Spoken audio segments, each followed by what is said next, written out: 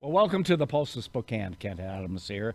I hope you're having a good week and the weather is getting more spring-like and so forth. So let's hope things go in the right direction. A lot of interesting things going on during COVID the last year, especially. There's some depression out there, some anxiety for sure, and that's caused a lot of problems with people. And we're going to talk to a organization that will open their doors in a few weeks to help people with addiction problems. And we all need to be looking at not only ourselves, but our families and our friends and so forth to help them out. And maybe this will be an answer to your question and to your need. We'll be back and talk with Amanda right after this.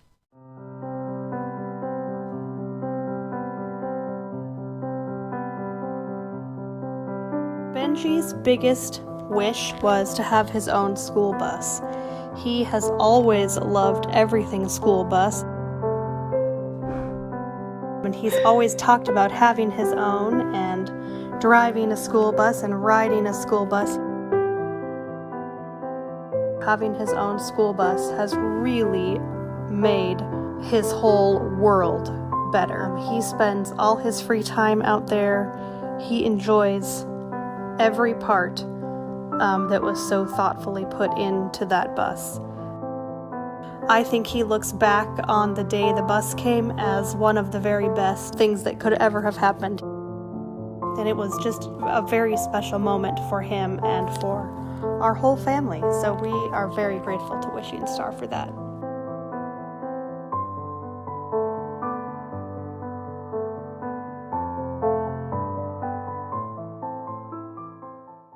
Well, welcome back, and I'm pleased to introduce Amanda Emerson. How are you today? I'm doing well. Good. Like you said, I'm glad the sun is here. Yes. Good. Amen for all of us, right? Yes. Right, yeah. But you know there will be another snowfall. There just has to be. I don't need that negativity. Yeah. I want you, it's funny. I've got a new salesperson coming on, right? And you know, when I asked her one day what her favorite thing was, snow. I love to drive in the snow. I'm surprised. Do you think I should her. have her head examined? Yeah. Yeah. We need to make a second choice Yeah. there. Okay. All right. Well, hey, Amanda, you're the marketing director for Sequoia Detox Center. Yes. And someone's out there going to go, I haven't heard of them yet. Yeah. And there's a reason for that. Yes, there is. What's the reason? COVID mostly. Yeah. But we are, yes, pushing back our opening, hoping to be open by the end of the month. Okay. But we are new in town. We're new here to Spokane, new to actually, I guess, the addiction world. Okay. We are hoping to be the first, well, we are the first of our kind, but we're hoping to be a new leader in the industry and hopefully change the face of what addiction treatment really looks like, definitely in this area, but hopefully throughout the country as we continue to grow. Now, how are you going to do that? So a lot of things. We've got a lot of ideas, a lot Yes. of big ideas. But the real core of what we're looking to do is philosophical. Our founder is very, very passionate about his work in addiction. Okay. And unfortunately, I think has been disappointed in his work in the industry, both in private and public sectors, and just the care of patients and I think the stigma that continues around addiction, Yeah. even Yeah. in addiction treatment. So even within providers, within treatment centers, a lot of people leave treatment feeling ashamed, feeling more ashamed, more Oh, guilty, wow. oftentimes relapsing harder than before they even went in. Yeah. And so that's really Except it's a sign of success that they've sought help. exactly. You know? Yeah, definitely.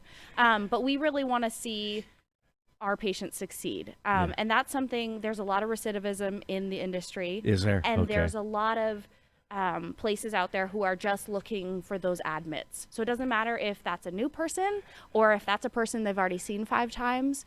They just want to get those admits. And our focus is really on the discharge. Let's help people get to the next step. Let's help them recovery. Or let's help them recovery and continue on their journey. Right. Our goal is to not to see you again. We don't want to see, we don't want return patients. Yeah. So that's really our goal, is really helping set people up for recovery and whatever that means for them. Yeah. We help with that initial portion of treatment and then pass them along to other providers that are going to continue that for them. Okay, so you're at the beginning stage Yes. to help people and so forth. Are these referred by others? Are these self-help? Because I know families had to sit down with me and said it's time to consider some options out there.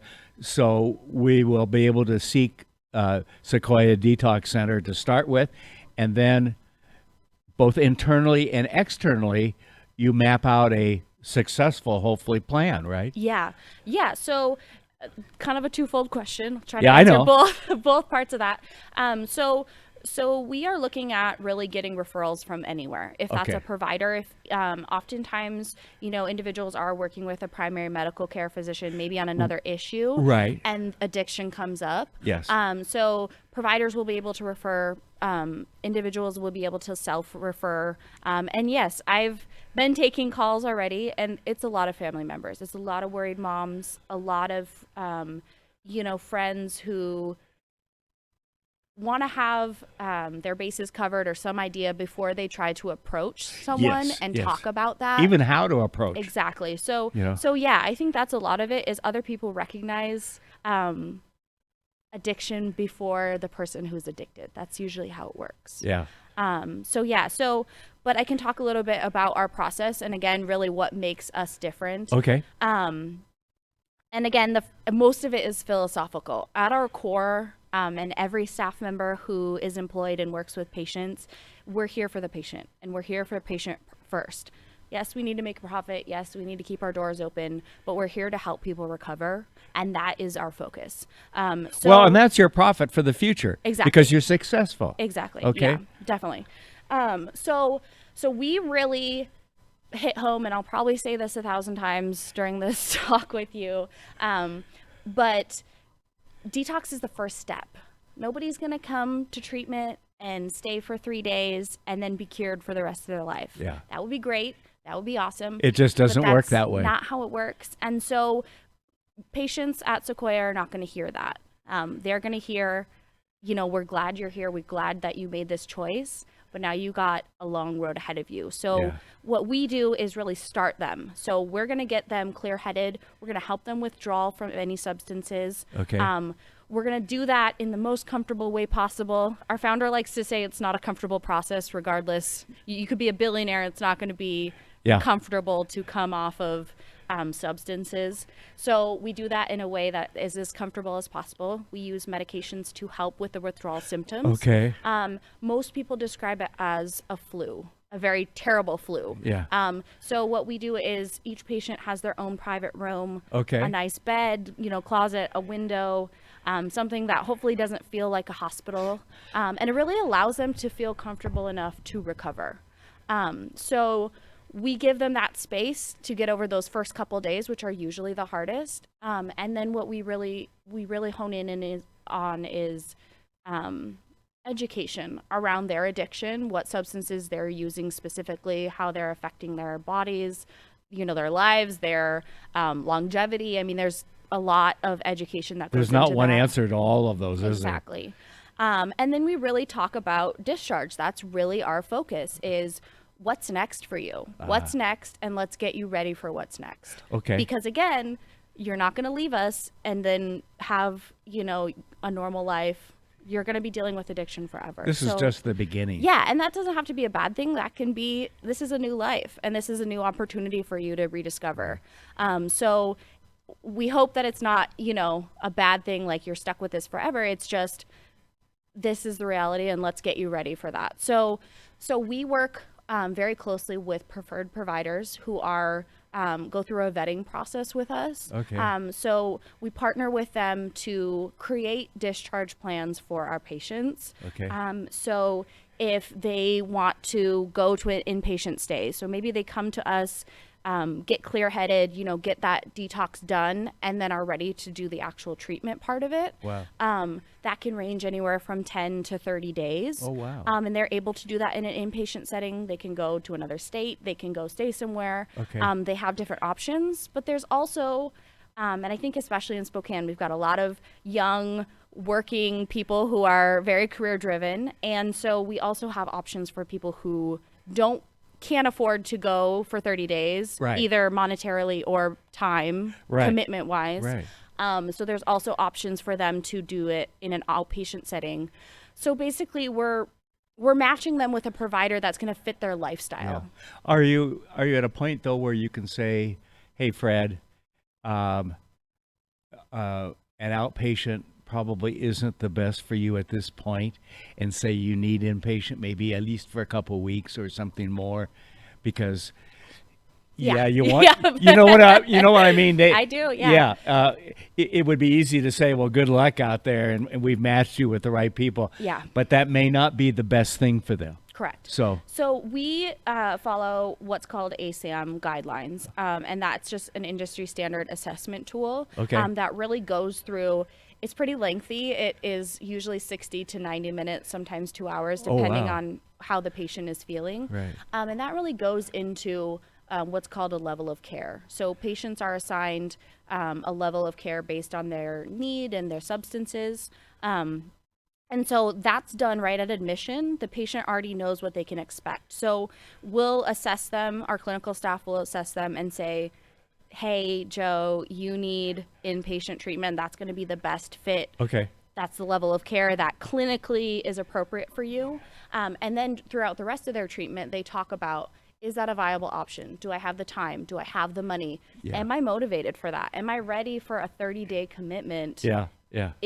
That's a real commitment. It's huge. It's Yeah. huge. And if you're not ready, don't waste your time. Don't waste your money. Let's come back and revisit it later when you're ready to make that commitment. So it's a definite balance between patient choice and what may be best for the patient clinically. But we try to meet those two in the middle, Yeah. definitely. Yeah, I remember you telling me some weeks ago how you really work with the next institutions out there and so forth. There's so much information to gather here, Oh, and yeah. this is so important. Will you come back and we'll talk a little bit more about that? Sounds good. All right, great. Hey, thanks for watching, and watch for our next episode, because I'm impressed with Sequoia's determination to match people to the right next steps, and I think that's really, really important. So watch for us next week on the Pulse of Spokane. Have a good day, everybody. Thanks for watching this episode of The Pulse. We are where you are. Check us out on any of these other platforms, as well as our website. This show is sponsored by Local 29 Firefighters Union, Homes for You, and Apex Cannabis.